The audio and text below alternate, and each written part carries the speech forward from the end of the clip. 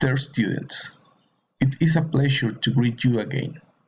In the, in the previous session, we talked about the executive summary, its meaning, its characteristics, and the technical steps to be considered, where the business idea, the thesis, is basic to be able to offer an attractive project.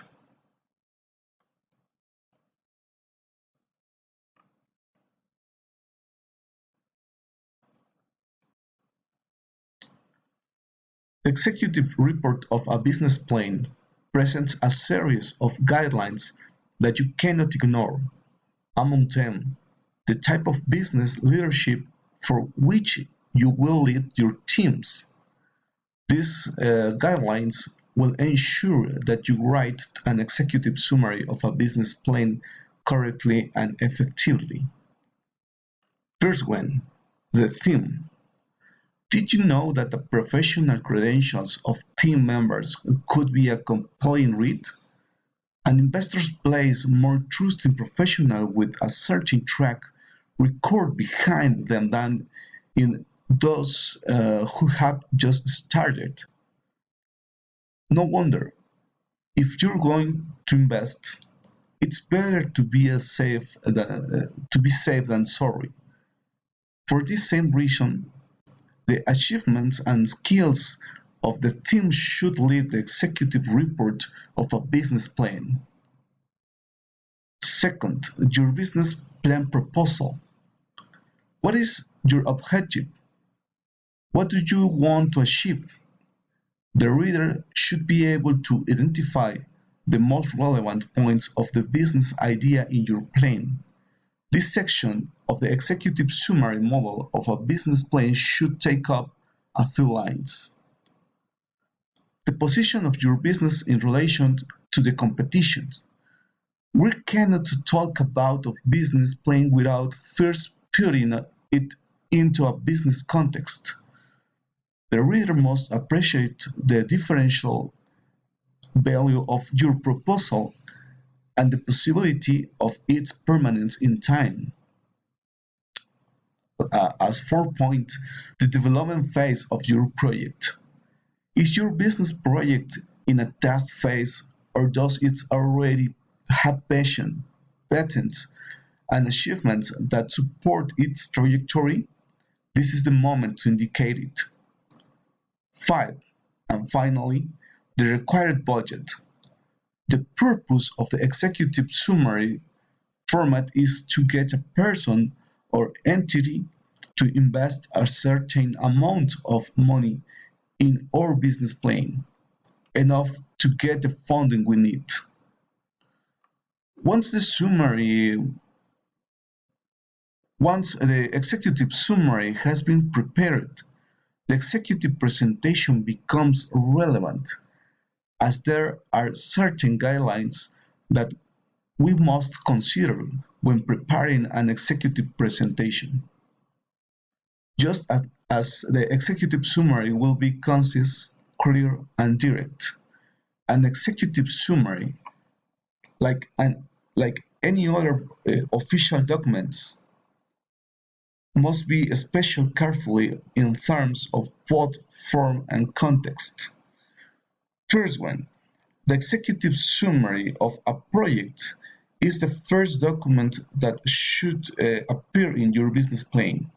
If you have doubts about whether the executive summary comes before of, or after the table of contents, the answer is clear: before the table of contents. Since the purpose of the executive summary is to draw the attention of the potential investors, it should be presented on the first page of the plan. The index of a project is usually not attractive. 2. Order and clarity is vital when presenting an executive summary. As you write your report, try to structure the information into sections that answer questions such as: what is the project about? What is the competition? What budget is needed? These sections of the executive summary format will make the reading more enjoyable. Third, pay special attention to reading and spelling rules.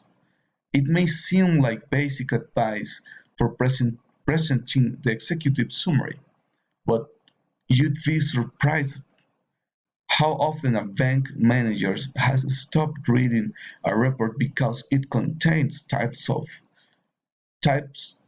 or misspellings. And fourth, an executive summary is short, concise, and no longer than 2 pages.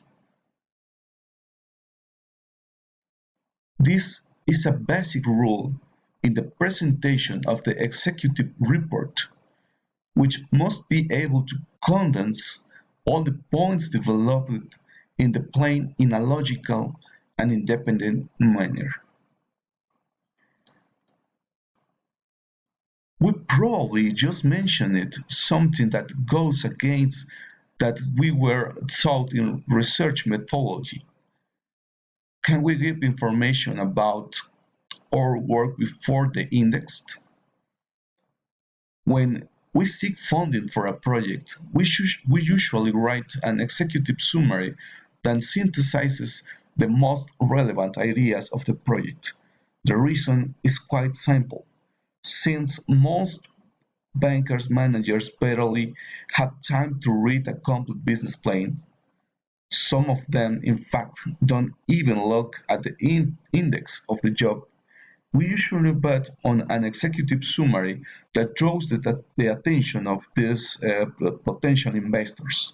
So, when it comes to including an executive summary in our financial plan, it is normal that we don't know whether the executive summary comes before or after the index, the cornerstone of the plan.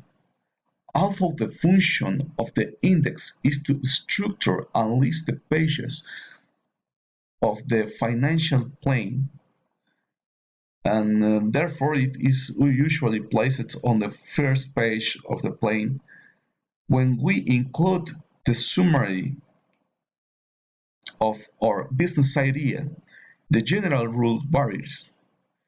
It is virtually impossible for a reader to identify the key concepts of your project in the table of contents. If he does not immerse himself in reading the financing plan, something a little complicated, unless your professional credentials works as a claim, the the investor will never know the thesis of your project. So, is the executive summary, sorry, um, is the executive summary placed before the index? The answer is yes, as our second order. The business plan index is placed just behind the executive summary of a project. The reason for this could be summarized with the following sentence. Do you like what you read in this executive summary? Then take look take a look at the index and discover our entire financing plan. After all, making an executive summary and putting together a whole business plan is still a sales strategy. It is worth considering the placement of the index and the executive summary in strategic terms, since such an apparently insignificant detail could define the destiny of our project to unsuspected limits. However, when the project you have designed as an international projection, you must consider all of the options when looking for financing. It is not advisable to rely solely on your language to write your executive summary, especially when English is the language of business par excellence. There are certain guidelines you should know to make an an executive summary in English effectively. Sometimes it is not enough to translate our executive summary model directly into English. The search for equivalent expressions and the use of connectors are factors that give our English executive report the professionalism it requires. First, structure the executive summary of your project by thematic units. Since you must include different types of information in this document, international investors and in general any other type of investors will appreciate if you make it easy to read. The most suitable formulas for structuring this information are as follows. First one, introduction. What does the executive summary of your business plan talk about? What is the main thesis? Present the content of your executive summary model in English and define the main objective you hope to achieve. The company and or the members. Talk about the history of your company and or the achievements of the group that developed the plan. Market opportunity or market opportunities. To write an executive summary in English, you must first carry on the corresponding market research. In this section, you will have to specify one by one the market opportunities that your project has. Competitive advantages. In the same way, you must analyze the position of your project or business idea in relation to the competition. Financial projections indicates the amount requested, always using a table in which you indicate the final investment required, as well as your own external resources. As we say, as we have said, your executive summary in English should be full of connectors to link the different contents in a fluent and natural way. For example, addition connectors, contrast connectors, conditional connectors, concessional connectors, and and finally concluding connectors. Sorry. People, it was a pleasure to to stay with you for today, and tomorrow we will continue speaking about the origin of the project. For now, your homework is ready in our platform. Thank you very much and have a nice day.